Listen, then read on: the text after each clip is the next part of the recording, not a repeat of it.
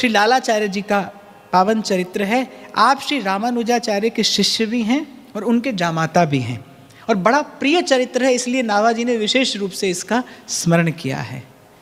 श्रीमद् गोस्वामी श्री नाभाजी महाराज कह रहे हैं कि ये ऐसी कथा है जिसका श्रवण करके प्रभु में प्रेम हो जाता है, प्रभु में अनुराग हो जाता है, इसीलिए मैं इसका वर्णन करता हूँ।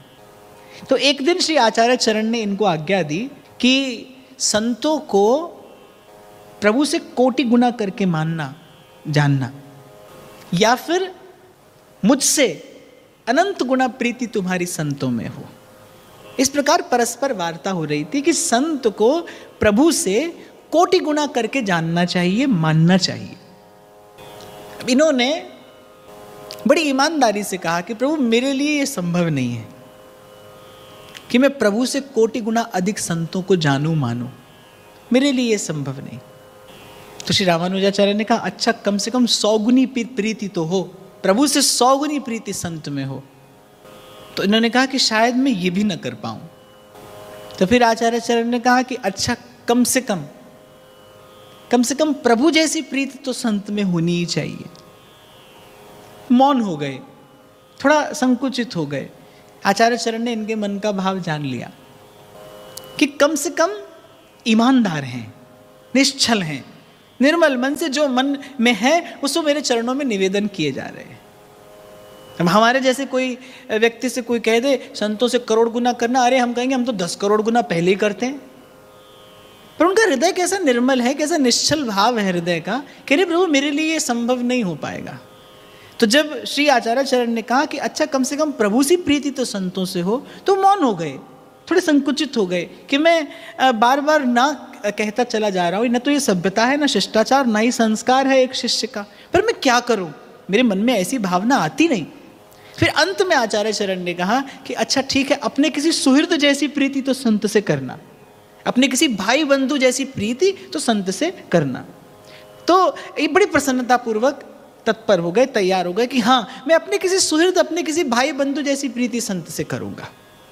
लेकिन गुरु से अन्यथा कुछ नहीं कहा। जो अपने मन का हृदय का भाव था सो गुरु चरणों में ज्यों का त्यों निवेदन करते गए और गुरु की प्रसन्नता प्राप्त की।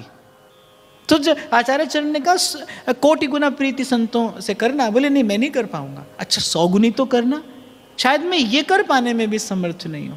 अच्छा प्रभु जैसी प्रीति तो संतों से हो। मौन हो गए, संकुचित होकर, लज्जित होकर मुख नीचे कर लिया। आचार्य चरण समझ गए, फिर कहने लगे अच्छा ठीक है, अपने भाई बंधु से प्रीति तो संत से करना। बड़े प्रसन्न हो गए कि हाँ हे प्रभु आपकी इस आज्ञा का निर्वाह मैं करने का प्राणपण से प्रयास करूंगा। और इस व्रत को जीवन में धारण कर लिया, सदा संतों को अपने सुहृद के समान ही मानते रहे, उसी प्रकार उनका पोषण करते रहे। हुआ क्या, एक बार इनकी पत्नी कुछ अन्य स्त्रियों के साथ कावेरी नदी में जल भर रही थी। एक वैष्णव, एक साधु का शव बहता हुआ आया। उसके गले में तुलसी की कंठी सुशोभित थी। उसके वेश से मालूम पड़ रहा था कि कोई विरक्त वैष्णव है, कोई साधु है। तो वो जो जल भरने वाली स्त्रियां थी उन्होंने हंसी विनोद में इनकी पत्नी से कह दिया देखो तुम्हारा देवर है या जेठ, क्योंकि इनके पति जो थे वो संतों को अपना भाई कहकर मानते थे, उसी प्रकार उनकी सेवा करते थे, उनका पोषण करते थे। तो उन स्त्रियों ने उपहास के स्वर में इनकी पत्नी से कहा कि देखो पहचान लो कि तुम्हारा देवर है या जेठ। पत्नी भी बड़ी भक्ता थी, उन्होंने जाकर पति से सारी बात कही कि जाने कौन है, किसका शव है, पर वैष्णव है, उसके माथे पर तिलक भी है, उसके गले में कंठी भी सुशोभित है, उसके वेश को देखकर अनुभव होता है कि भाई वो कोई विरक्त वैष्णव है। तो भाई के ही समान दुखी हुए, जैसे अपना भाई मृत्यु को प्राप्त होने पर दुख होता है, ऐसे ही श्री लालाचार्य जी उस शव को देखकर दुखी हुए।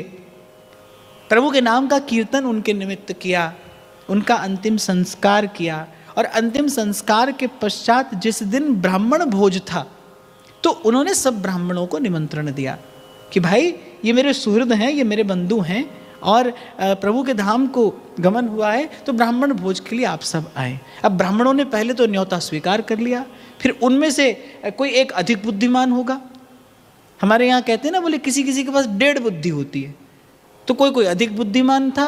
उसने कहा कि भाई हम तो जानते नहीं कि वो व्यक्ति जिसके भोजन में हम भोजन करने जा रहे हैं, जिसकी अंतिम क्रिया में हम भोजन करने जा रहे हैं, भाई हम तो जानते नहीं वो कौन सी जात का होगा, तो हम तो नहीं जाएंगे। हमारा ब्राह्मणत्व नष्ट हो सकता है, हम पथभ्रष्ट हो सकते हैं, हम पथच्युत हो सकते हैं, हम तो नहीं जाएंगे। तो सब ब्राह्मणों ने एक मत से मंत्रणा करके निश्चय किया कि भाई हम उनके यहाँ नहीं जाएंगे। उधर ब्रह्मभोज का समय निश्चित हो गया था। जब समय आया और एक भी ब्राह्मण नहीं आया तो श्री लालाचार्य जी बड़े दुखी हुए। उनको दुख भी वैसा ही हुआ कि जैसे उनके भाई के ब्रह्मभोज में कोई ना आया हो। तो दौड़कर आचार्य चरण के पास गए, और जब आचार्य चरण ने उनकी सारी स्थिति, उनके हृदय की व्यथा देखी तो उनका हृदय जो था वो कृपा से, करुणा से भर गया। देखो, निर्मल मन जन सो मोहि पावा, मोहि कपट छल छिद्र न भावा। त्रिकाल सत्य ये सिद्धांत है। और पूर्व भी शायद आपने और मैंने बड़े विस्तार से चर्चा की थी कि निश्चल होना ही निर्मल होना है, मन का निश्चल हो जाना ही निर्मल हो जाना है।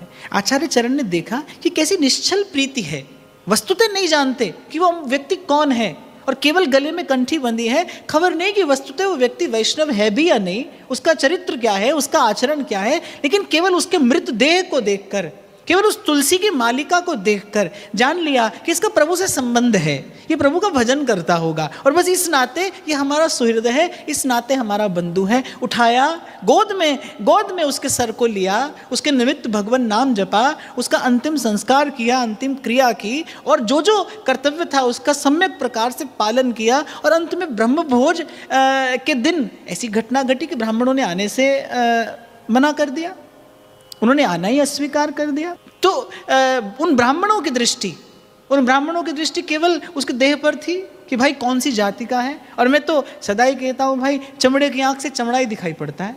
इन चर्म चक्षुओं से केवल ये त्रिगुण युक्त संसार ही दिखाई पड़ता है।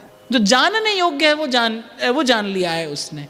तो जो पहचानने योग्य है वो पहचान में आ रहा है कि नहीं आ रहा, भक्त पहचान में आता है कि नहीं, भक्ति की पहचान है कि नहीं, भाव को पहचानते हैं कि नहीं। आप पहचानेंगे नहीं तो सम्मान कैसे करेंगे? सम्मान करने के लिए पहचानना आवश्यक है ना। भक्त की पहचान हो, भक्ति भाव की पहचान हो, भगवान की पहचान हो। तो उन्होंने जो पहचानने योग्य तत्व था उसको पहचान लिया, और उसी नाते ये सब क्रिया की। जब आचार्य चरण ने उनके हृदय का यह भाव देखा तो बड़े प्रसन्न हुए, आशीर्वाद दिया कि जाओ, तुम्हारे घर स्वयं भगवान के पार्षद भोजन करने आएंगे। दौड़ कर गए, भोजन की सारी व्यवस्था की, प्रभु को प्रसाद निवेदन किया। और वैसे भी उन ब्राह्मणों को ये विचार करना चाहिए था कि श्री लालाचार्य जी के यहाँ भोजन थोड़ी मिलेगा, प्रभु का प्रसाद मिलेगा। उनके यहाँ जो भी वस्तु होगी वो कुछ और नहीं होगी, प्रभु को निवेदित प्रसाद होगा। और प्रसाद तो प्रसाद होता है भाई।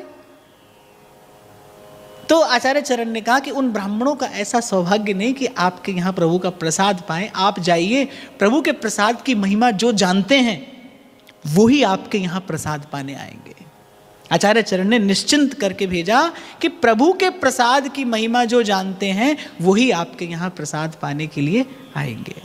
समय पर भगवत पार्षद आए, दिव्य स्वरूप, दिव्य दर्शन, आंगन में बैठकर प्रभु का प्रसाद पाया, अपना उच्छिष्टामृत श्री लालाचार्य जी को देकर और प्रभु के धाम को गए। जब ब्राह्मणों ने ये लीला देखी, जब ब्राह्मणों ने भक्त और भक्ति की महिमा देखी, बड़ा खेद मन को हुआ। दौड़ कर गए श्री लालाचार्य जी के आंगन में। वो जो शीत प्रसादी के कण पड़े थे वो कण बीन बीन कर पाए, उनके चरणों की धूल अपने मस्तक पर चढ़ाई और भक्त और भगवान का जय घोष किया। अंत में विजय भावना की है भाई, अंत में विजय भाव की पाए, उनके चरणों की धूल अपने मस्तक पर चढ़ाई और भक्त और भगवान का जय घोष किया। अंत में विजय भावना की है भाई, अंत में विजय भाव की पाए, उनके चरणों की धूल अपने मस्तक पर चढ़ाई और भक्त और भगवान का जय घोष किया। अंत में विजय भाव। जब कोई नहीं आता मेरे श्याम आते,